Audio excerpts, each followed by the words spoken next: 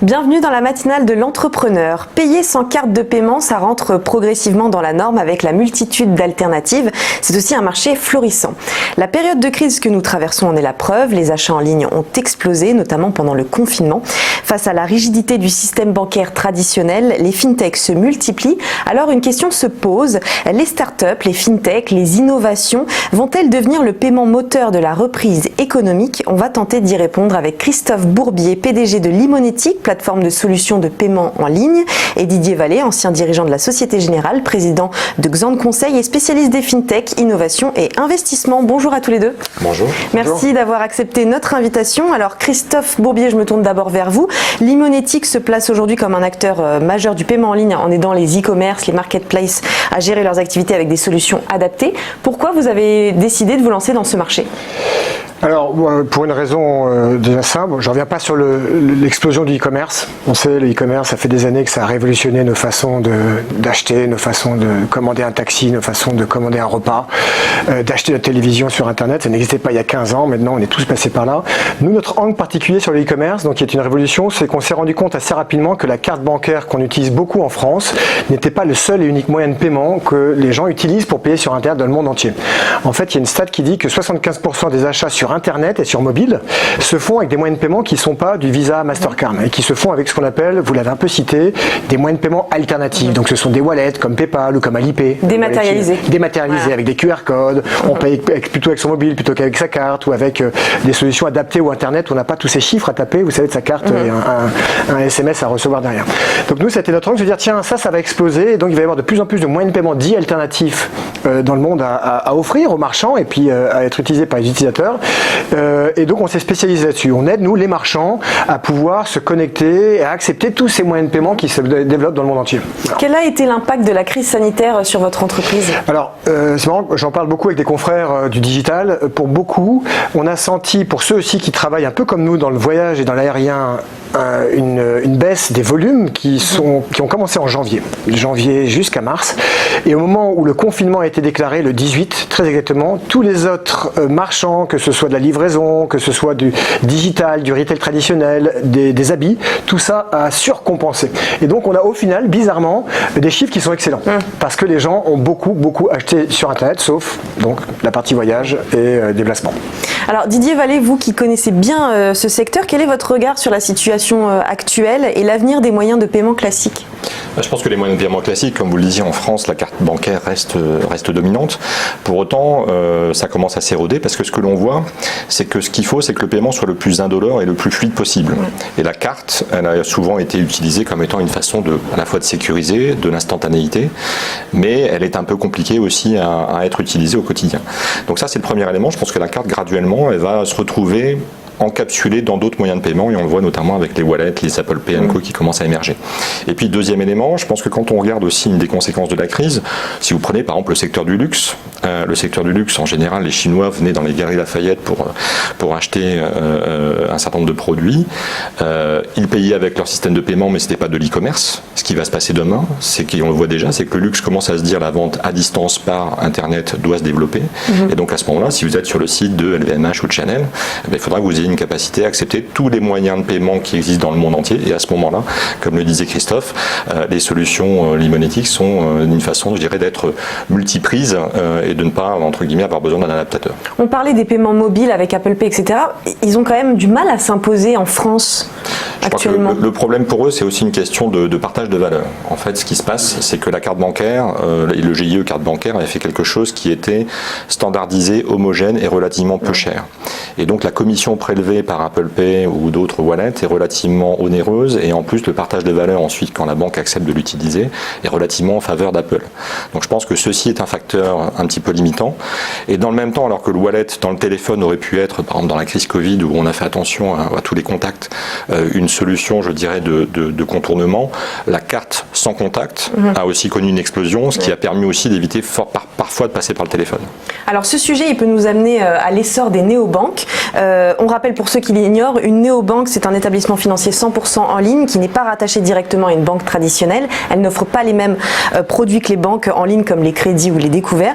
Pourtant, on a appris en début de semaine que Margo Bank, renommée maintenant Memo Bank, a été autorisée à faire du crédit aux PME, une première en France. Est-ce que les banques traditionnelles ont à craindre de ce genre d'événement ? Je pense qu'elles ont, je ne sais pas si c'est à craindre, en tout cas elles ont à considérer ce type d'événement comme une façon aussi de les titiller, de les forcer à se réinventer. Ouais. On a vu déjà d'ailleurs avec des entreprises qui étaient plus d'établissements de paiement comme Conto, Manager One ou d'autres, qu'il y avait un besoin du côté de la TPE, de la PME pour un service bancaire de plus grande fluidité une nouvelle fois, de plus grande simplicité d'utilisation. Et moi je suis convaincu que dans les PME aujourd'hui, c'est vrai que la prise de risque est un élément important, donc Memo Bank devra être attentif à sa prise de risque. Il y a une vraie expertise dans le secteur bancaire. Pour autant, la façon dont l'offre bancaire est portée par des chargés de clientèle et dont l'offre bancaire ensuite est assez aussi segmentée rend parfois la situation assez compliquée pour les PME. Et on voit d'ailleurs un certain nombre de banques, Crédit du Nord avait annoncé en fin d'année dernière aussi un projet d'une sorte de néobanque PME. On voit qu'ils ont besoin de réinventer un peu l'expérience utilisateur de telle sorte à avoir quelque chose de beaucoup plus fluide et adapté en fait aux situations actuelles. Je veux dire, un manager de PME, ce qu'il veut, c'est que l'utilisation de ses services bancaires soit aussi simple que son logiciel de gestion d'entreprise. Et je pense que tout ce que l'on fait pour simplifier l'intégration aussi de tout ce qui touche aux services aux banques de quotidien dans la vie de l'entreprise aura forcément un avenir radieux. Et du coup, on voit que les startups et les fintechs apportent des ressources toujours plus innovantes et adaptées à l'ère digitale dans laquelle on vit. Est-ce que ça signifie pour autant qu'elles auront un rôle majeur dans la reprise économique ? Pour moi, c'est une évidence. Je suis peut-être un peu jugé parti en disant ça, mais c'est une évidence. Elles étaient là avant. Les fintechs, c'est elles qui apportent beaucoup d'innovation, qui aident, qui complémentent finalement aussi les gros acteurs majeurs qui sont là, et sans lesquels, au passage, les fintechs ne pourraient rien faire sans les banques. Il ne faut pas l'oublier, parce que des fois on dit les banques vont disparaître, les fintechs vont tout manger. Mais attention, les fintechs existent parce que les banques leur permettent aussi, et puis l'Europe leur permet d'exister. Donc ce qui est sûr, c'est que l'innovation a été portée, on en fait partie, par les fintechs avant. Et puis elles seront bien là, évidemment, aussi après. Pour moi, c'est une évidence. C'est une évidence.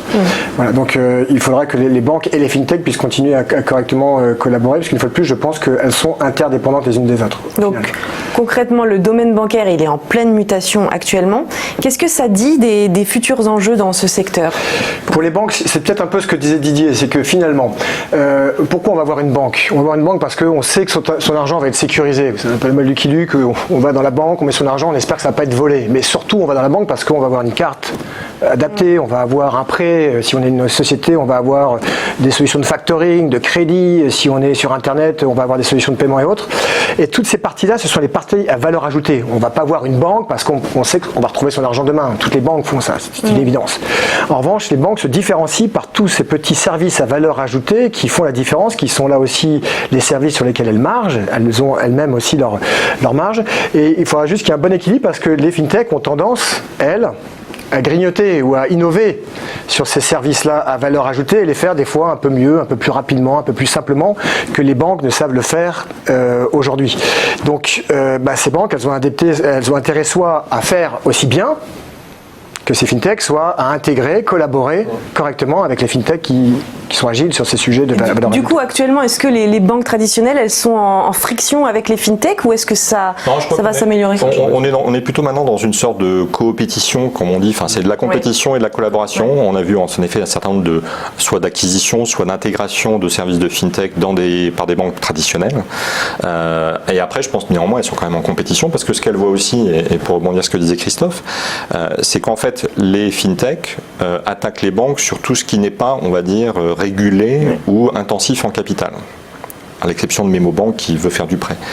Et donc en fait, elles les attaquent sur des choses qui sont du service, plutôt générateur de commissions, plutôt très rentable traditionnellement pour les banques.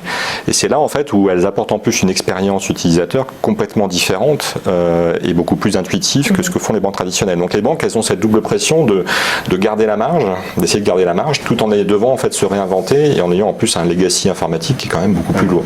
Donc je pense que c'est là aussi où des solutions de collaboration dans certains certains cas, seront très utiles pour que les banques accélèrent leur transformation digitale. Et je pense que tout ce qu'on a pu voir dans cette crise du Covid où le full remote était nécessaire, je pense que c'est un accélérateur de coopération, éventuellement d'acquisition de fintech par des banques traditionnelles pour aller beaucoup plus vite dans la transformation digitale. Dernière question, Christophe, quels sont vos prochains objectifs chez Limonetic? Alors, nos prochains objectifs, nous, c'est d'accélérer. C'est d'accélérer parce qu'on a une bonne, avec ces moyens de paiement internationaux dont je parlais, là, les 300 moyens de paiement internationaux qu'on offre aux sites marchands, mais aussi aux banques, puisque nous, on collabore beaucoup aussi avec les banques qui veulent offrir à leurs marchands, à leurs clients, retailers, tous ces moyens de paiement internationaux qu'on propose. On a une belle croissance, plus 60% en moyenne depuis pratiquement 3 ans, des beaux volumes de transactions, et donc on souhaite, nous, se développer à l'extérieur de l'Europe. On a déjà pas mal de clients en France et autour de la France, Allemagne, aux États-Unis, en Espagne, aux Pays-Bas et autres. Et on souhaite, nous, accélérer à l'extérieur de l'Europe et on souhaite donc lever de l'argent pour pouvoir accélérer à l'extérieur de l'Europe. En tout cas, la question des banques et des fintechs, ce sera toujours un sujet qu'on évoquera dans cette émission. Merci beaucoup Christophe Bourbier et Didier Vallée d'avoir été avec nous. Je vous souhaite de passer une excellente journée. À très vite sur TV Finance.